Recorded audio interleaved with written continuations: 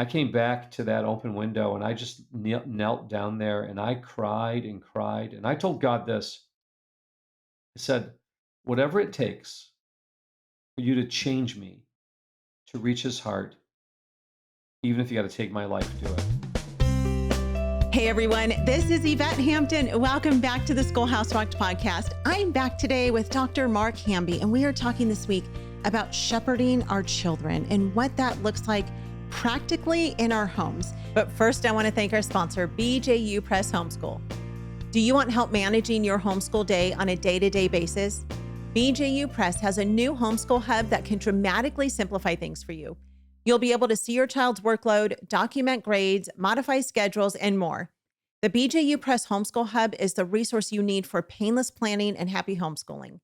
Visit bjupresshomeschool.com to see how the hub can change your homeschooling. Dr. Hamby, welcome to the podcast. Welcome back to the podcast. You were on with me on Monday. If you guys missed Monday's episode, go back and listen to it because it's so good.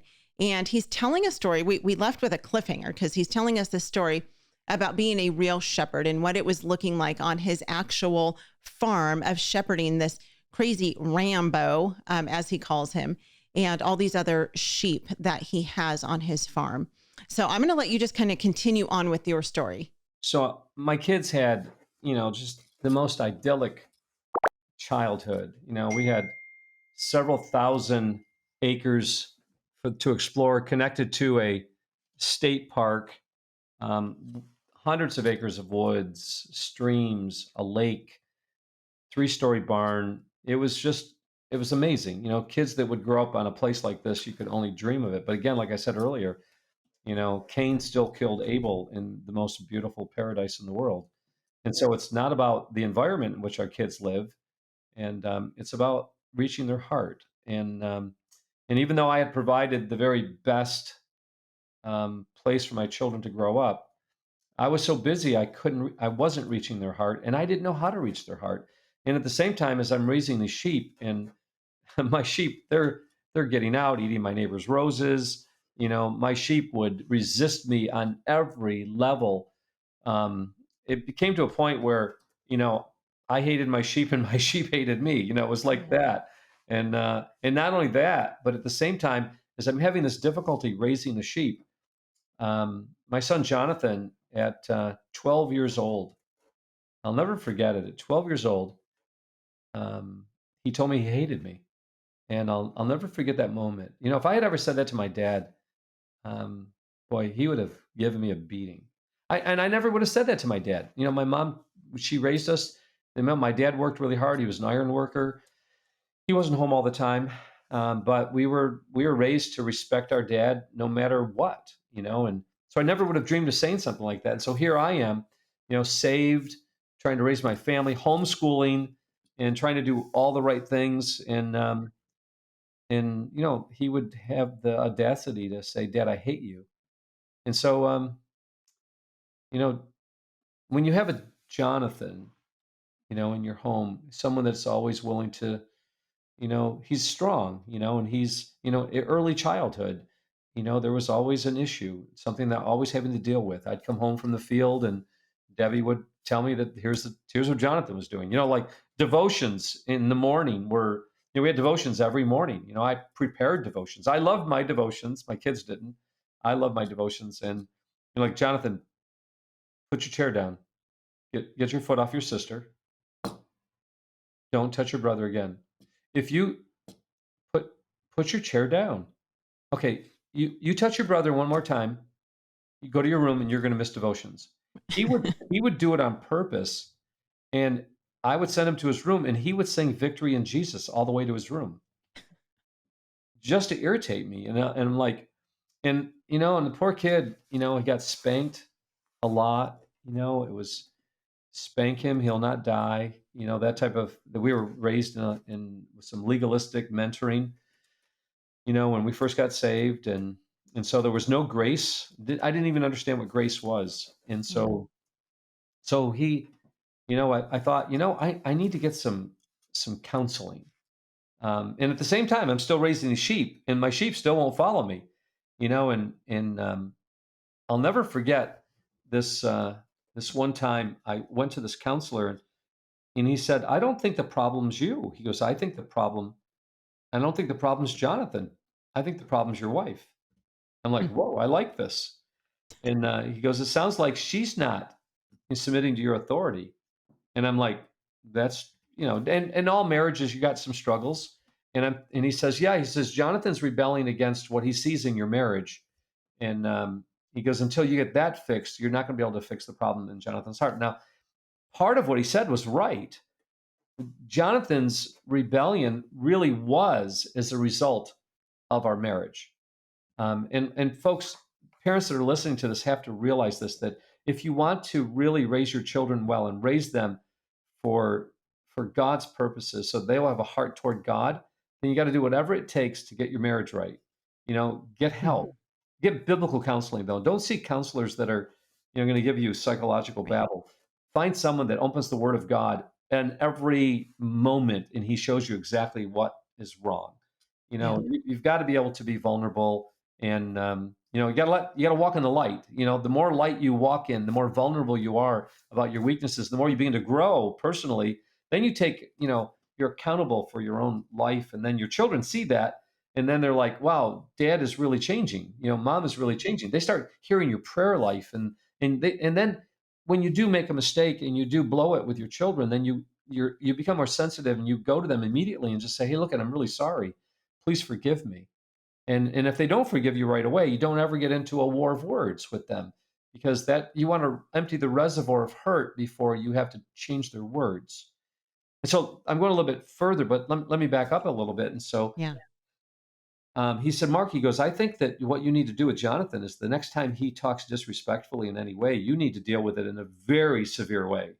Like, I'm already dealing with it in a severe way, but," he goes, "you need to exaggerate it beyond anything he's ever seen before so that he knows that you mean business." And I thought, okay, it was like a drama scene rehearsed. Friday afternoon, 4:30. I come home, and Jonathan's talking disrespectfully to his mom, and I put him on the kitchen floor, my knee in his chest, and I yell like I've never yelled before. "You'll Mm. never talk that way again in this house. You'll never do." And I'm like, and I said, "You get to your room and don't you ever talk that way again, and don't you slam the door." And he gets to his room and doesn't slam the door, and I'm like, "Whoa, it worked." In the seminar that I give, people are listening to this. We've had up to 17,000 people listening to this moment, and everybody in the auditorium thinks that I'm serious about this is the way to do it. Well, it's not the way to do it.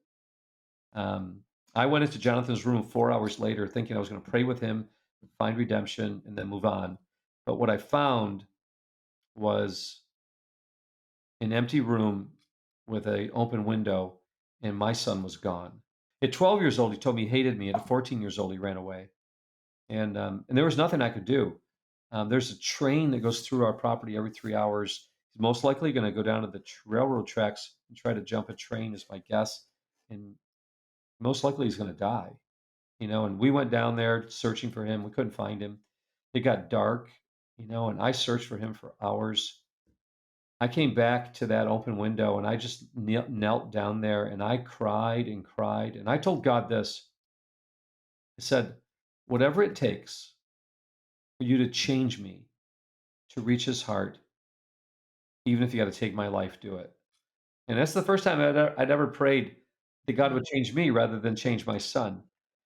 And Debbie walked into the room, and our marriage at this moment is hanging by a thread. And Debbie walks into the room and she sees me on my knees in tears. And for the first time in 5 years in our marriage, she came over and put her arm around me and held me and put her head on my shoulder and just held me. She didn't say a word. And that was our first intimate moment in 5 years. Um, and the reason for that was because our wives, our spouses, are drawn more, they're attracted more to humility than authority. You know, we can manipulate and dominate and tell people, we can make people think that we're in control, but we're not. God's in control. And the greatest example of God in control is a life that is surrendered in humility.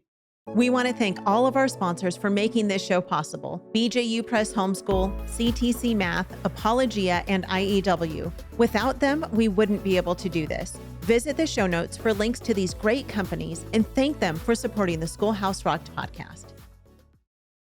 So God brought me to the lowest place, and Jonathan came back the next morning. I was really thankful that he came home. I just, son, I'm so glad you're safe and that you're home. And he was blown away by that because he was like, he thought for sure he was going to get a spanking. And so things started to change. And then I think it was like 2 weeks later, I took some medication. I had severe colitis, fibromyalgia, severe depression, and chronic fatigue. And of course, when you're a type A personality and you're trying to control everything around you, you burn yourself out. And that's what happened to me. I was burning myself out, trying to do all this stuff, placing responsibility above relationship. And that's what I had always done, Yvette. I placed responsibility above relationship. And I thought I was teaching them responsibility and preparing them for their future. But what I was doing is I was pushing them away from their father's heart. And that's what they wanted to hear. They wanted to hear the beating of my heart, not the beating of my voice. And so I ended up taking this medication down at the Chronic Fatigue Institute, and it had a severe effect on my central nervous system. I got severely sick. I had what appeared to be a stroke. It wasn't a stroke, but the medication affected my central nervous system so that I couldn't walk, talk, or write or hold saliva in my mouth for the next 2 years. Wow. And God gave me a Nebuchadnezzar experience. And Jonathan had to lead me by the hand to do the chores on the farm for the next 2 years because I couldn't stand up. And so when I started to get a little bit better and could walk a little bit, Jonathan had to hold me by the hand. And in God's amazing providential design, the lamb was now leading the shepherd. And I had to become dependent upon my family for me to do anything. And during that time, God started to bring healing in all of our lives. Not complete, but enough to stay together and to learn that there's still hope. And during that time, stupid sheep, they were. I couldn't get them in the barn, and I put sweet feed down on the ground, and one of the dominant ewes would grab the sweet feed, start eating, and I'd grab her and I'd drag her. She'd put her hoofs in the ground, and she wouldn't let me drag her. And I'm trying to get her in the barn because you got to get them sheared. They're going to lamb in 2 weeks, and if you don't get them sheared before the rain, it's terrible. You can't shear them, and then if you have lambs and you don't have it sheared, they'll suck on the wool and they'll die of lanolin poisoning. And so there's all kinds of stuff that's got to happen with a shepherd. Wow. And I couldn't get her in, and she spun around, and I lost my grip, and I'm holding on by one hand, and she's dragging me down the hill into this muck puddle, and she just stops right there, like she knew what she was doing. And I'm like, "You stinking sheep! You could rot out here. I could care less." So I go home that night. It's about 100 yards away, and I take a shower, and I'm like, "Forget it. I'll just." Jennifer, the sheep are following Jennifer. The ram follows my daughter Jennifer. She's 10 years old. They follow her everywhere. She's got them all named. The ram she's petting on the horns, and he follows her like a puppy dog. I'm like, Jennifer, that ram's a killer. And she'll look at me and she goes, Daddy, he only hates you. It's like, so here I am. And I get up the next morning, and Yvette, I don't know how much time you have for this moment because this is the big moment. We're good. Okay. Yep. So the next morning, I hear all this bah, bah, bah. And I'm like, whoa, what's going on? I'm thinking it was a predator. I grab my gun, run out into the field. That night we had a big storm. It was warm, and then a cold front came in and started to sleet that night. Wow. And in the morning, it got warm again, and it's lit like clouds on the ground. It's fog, but looks like clouds. And I can't even see the sheep because it's low. And we're up on a really high hill where we were living. And I go there and I see one sheep, and it's licking a lamb. It had a lamb during the night. And so I run over to help it out, and I go to pick it up, and it is frozen solid. And I'm like, no way. And I look at another one. They're all going, bah, bah. ah, and I'm like, what in the world? And I go to the next one, and the lamb's on the ground, and the mother's licking the afterbirth, and it's frozen to death as well. The third one, the Mm. fourth one, the fifth one, sixth, seventh, they're all frozen. And I'm like, no way, this is horrible. 21 dead lambs. Wow. Every single one is dead. And I'm like, no way. I've got to get this. I've got to get him buried, because if Jennifer sees this, this is going to break her heart and scar her for life. I run down to the barn, get the tractor, and I get the cart. I throw all the dead lambs. The mothers are following me. They're going, bah, bah. And I'm like, you dumb sheep. If you had listened to me last night, this never would have happened. And that's what I've been telling my family all this time. If you had Mm. just listened to me, just follow me, and I'm like, and you know what they were saying? Dad, we'll follow you, but we don't know where to go. You see, a bad shepherd, he leads from behind. A good shepherd leads in front by example, by humility, by meekness, by gentleness and kindness and tenderness. Um, but I was always pushing my sheep. And that's how I rounded them up. I was always pushing my literal sheep. And that's what I was doing with my family.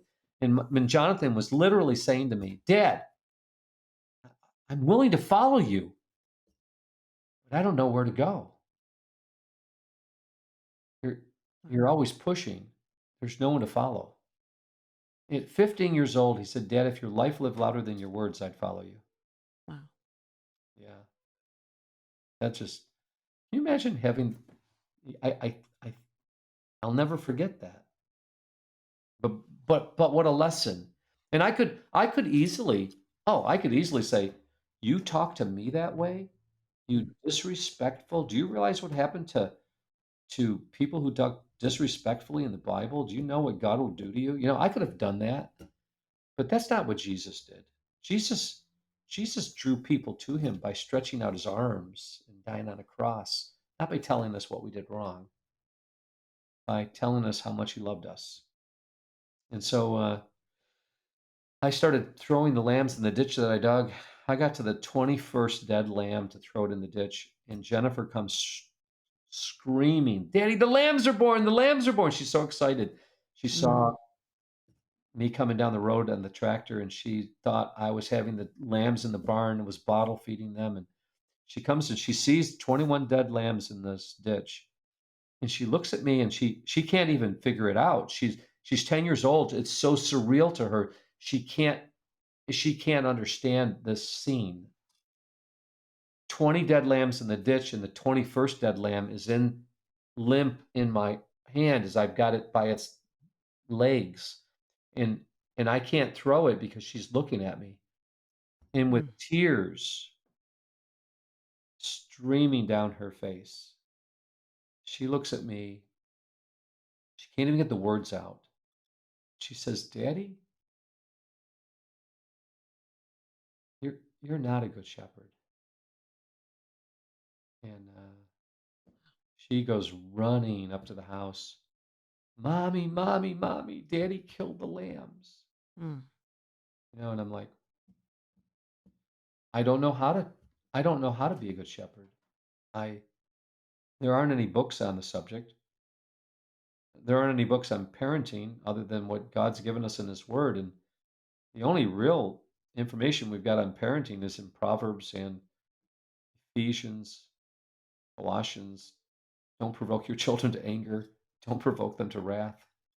And boy, was I doing that. And all I can think about is like, I'm never going to let another lamb die on my watch. And 5 months later, they lamb every 5 months, and we had we I Yvette, I was going to sleep in the barn if I had to, and I did. When they're getting ready to lamb this next time, I am there, and I'm still real sick, but I'm there. And this one black lamb comes out. We never had a black lamb before. It was always just speckled or white. But this black lamb comes out, and it's not breathing real well.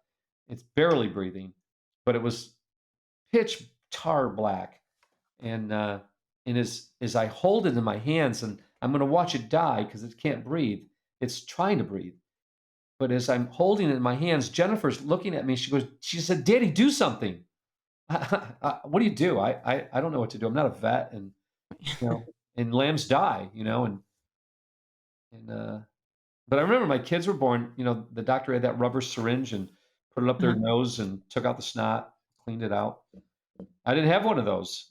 So I took the little snout in my mouth and sucked the stuff out and spit it on the ground. It was Oh. pretty detestable. But then it started to breathe a little bit, but not entirely. And I thought, okay, 5 months ago, she said, "Daddy, you're not a good shepherd.